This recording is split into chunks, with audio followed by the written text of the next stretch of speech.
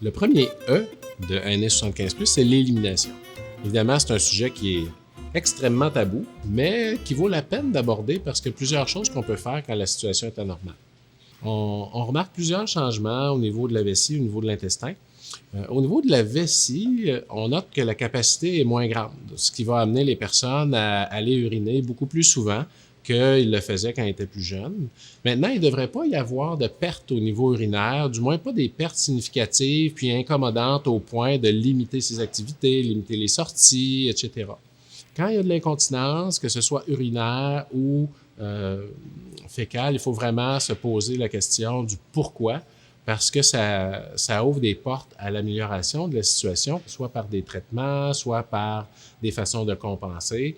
On veut éviter autant que possible que la personne ait à utiliser des protections, des couches, parce que ça a des conséquences importantes sur l'estime de soi, sur l'humeur. Il y a des gens qui s'empêchent de sortir à cause de cette situation-là.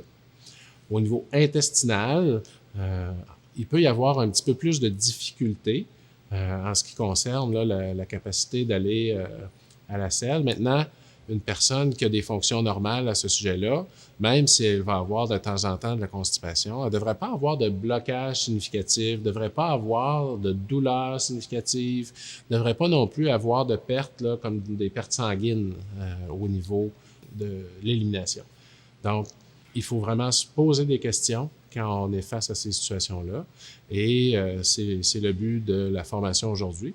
Maintenant, on passe au deuxième E de ANS75+, qui est l'état cognitif.